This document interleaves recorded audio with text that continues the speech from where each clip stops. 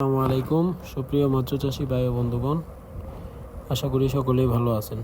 আজকে আমরা আলোচনা করব 50,000 শিং মাছ বাজারজাত করা পর্যন্ত কত টাকা খরচ হতে পারে এবং কত টাকা আয় হতে পারে এই বিষয় নিয়ে।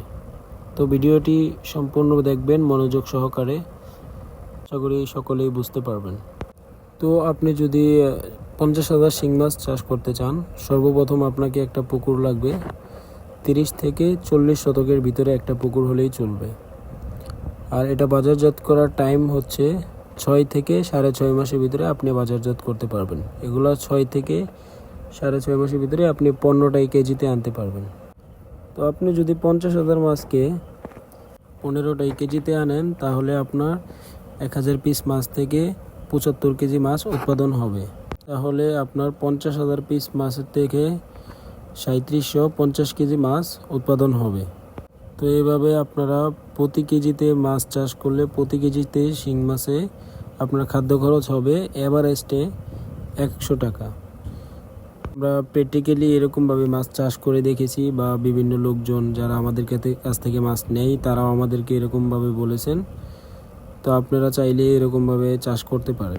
তো 100 টাকা করে খাদ্য খরচ হলে আপনার 50,000 পিস মাছের ভিতরে আপনার 3,75,000 টাকা খাদ্য খরচ হবে।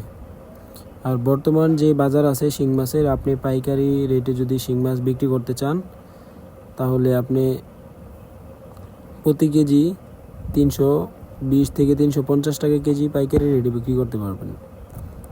তো এভারেস্টে আপনি হিসাব করতে গেলে 300 টাকা কেজি যদি ধরেন, তাহলে আপনার 11,25,000 টাকা আপনি মাছ বিক্রি করতে পারবেন।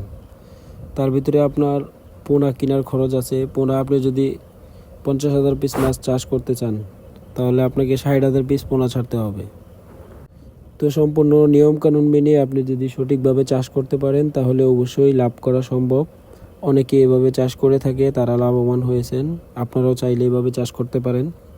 যারা নতুন আছেন, কিছু জানেন না বা বুঝেন না, অবশ্যই তারা আমাদের সাথে যোগাযোগ করুন যদি চাষ করার আগ্রহ থাকে।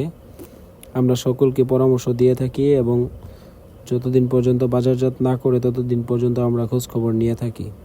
তো এটা হচ্ছে আমার নতুন চ্যানেল, সবাই চ্যানেলটিকে সাবস্ক্রাইব করবেন। ভিডিওটি ভালো লাগলে লাইক করবেন, শেয়ার করবেন। তো দেখা হচ্ছে নতুন আরও একটি ভিডিওর মাধ্যমে। ততক্ষণ সবাই সুস্থ থাকবেন, ভালো থাকবেন। আল্লাহ হাফেজ।